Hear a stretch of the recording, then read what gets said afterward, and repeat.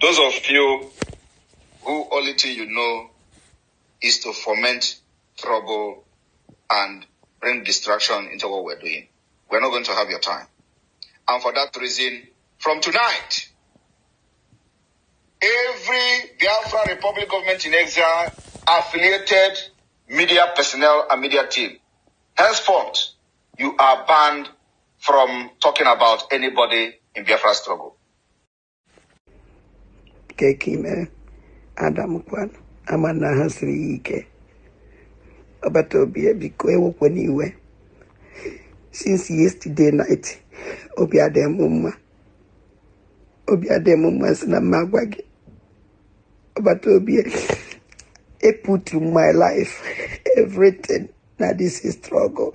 Now struggle I on here. Ijiwe epu na struggle everything. Everything well okay to well which in a go one no well idea. But I didn't make it because now in your name will be a fraka in Emilia. And a memo to see where you know be about because I want to wait Dibia. Na struggle ijiwe maybe he name I will support. That is why Oja Unfo Onyona. That Oyagoja Unfo Nyona Neje against the struggle. Onyona Cholo he bring in a medal. And my the mad against that person. Mana in a more these things, in our commas is sabo. On our from Nandi up to something. I don't understand. I don't understand. Why would you wounded the genuine do not have for phone, do not suffer and didn't really na this is struggle. But to be I don't understand. Oponirine and they can have more as a sabo. Only do up to something. But to be just check good. Imagine this kind of thing. Now, fully woman put that ready before we channel television or YouTube put that nanda ready. Sigi happen mo kamana menya. Just happen with ENG way bena this struggle. I am more ways them. Kamana for me this thing. Enough for Pama's sabo. Yesterday when they make program, my name. I don't know this thing that we na telegram. Still in case he send a message. Man, he sent a message. He just said de la jele. Ajele call me after I make the program. Over to be a bit cool. One on window na struggle right away. Maybe a struggle he support her to the end. Emale besi webia. Emakwa no mo na edumu no abatobia. Afunu mo no. Gameye uta mo si we direct. I want sabo abatobia just to come to help you. Just to come to help.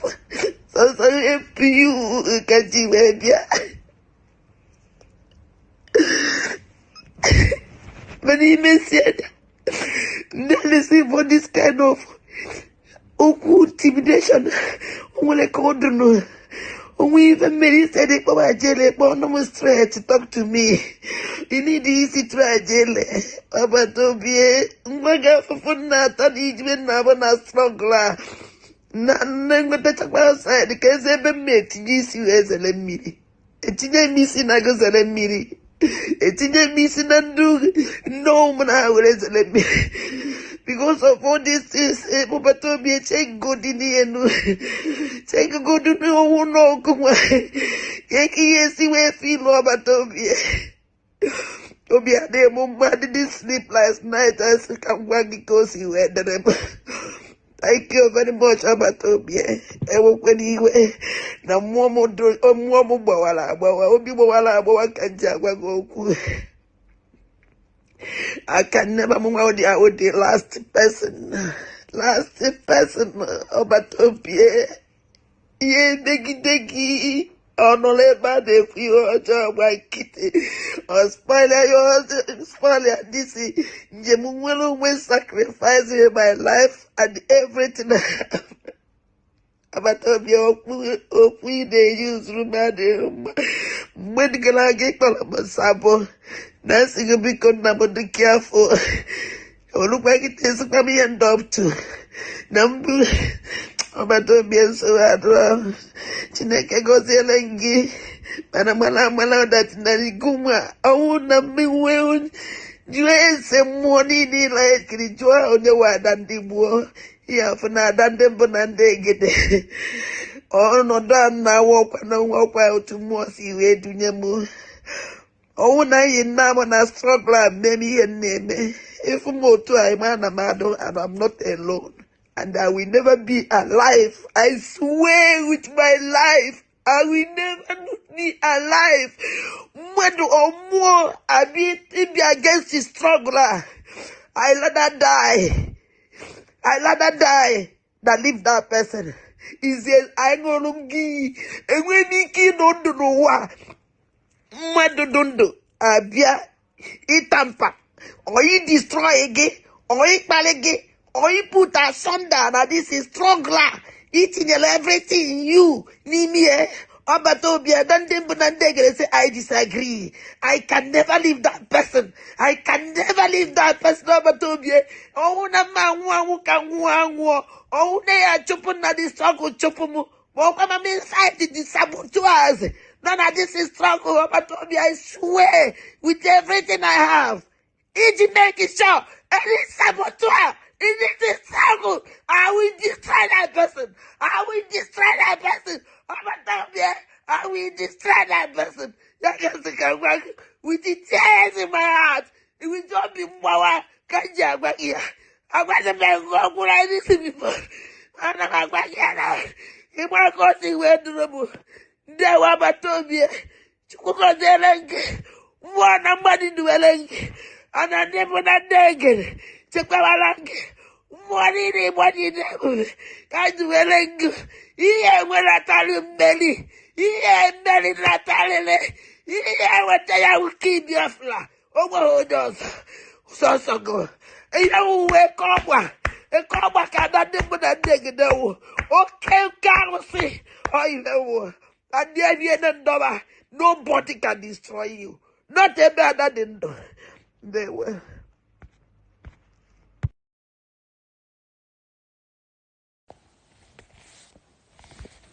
Those of you who only thing you know is to foment trouble and bring distraction into what we're doing, we're not going to have your time. And for that reason, from tonight, every Biafra Republic government in exile affiliated media personnel and media team, henceforth, you are banned from talking about anybody in Biafra struggle. Anybody. You are prohibited from discussing anybody that is not Nigeria government and the affiliate. If anybody has been in this struggle, stop talking about them. If anybody has fallout, stop talking about them until it is necessary. From tonight, I do not want to see anybody in the media team discussing one nonsense person or the other who doesn't make any sense. Who doesn't command anything? Who is not relevant? Who is inconsequential? Whether the person talk bad about me, don't give that person voice. This particular order is to everybody that is affiliated to the Biafra Republic government in Ezra. From Adado Rama down to Ajare, down to Carolina, anybody that is affiliated to this government, you are from tonight prohibited from talking and discussing anybody that has fallen out of this struggle until when it is necessary. I will give you that green light. For now, we must focus on Nigeria government, on Hope Uzodinma, on the awareness to make sure that the necessary resources is raised. Necessary fund is raised. You have to continue to expose and create awareness on the activities of the Biafra Republic government in exile, activities of the Biafra Liberation Army and Biafra Resistance Fighters, activities of our Marine activities of our naval forces, activities of whatever the Biafra de facto government is doing. This is what I want every media team, every media personnel to be doing from tonight. Believe me, if you disobey this particular instruction and directive, you are out. You know I don't waste time. You are out. We don't need any distraction going forward. We are now entering the real deal, the real business of the liberation of Biafra. I don't want any distraction.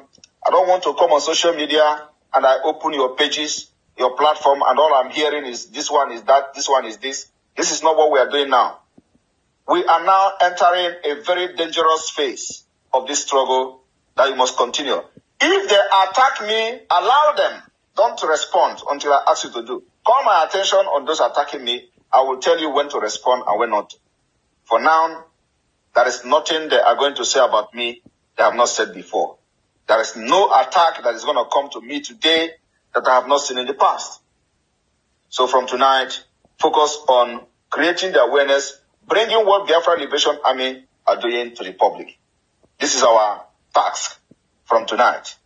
The activities of the Biafra Liberation Army, hunt for it, look for it, put them on social media, and let the world see. I'm going to give a room to the host. We have the media.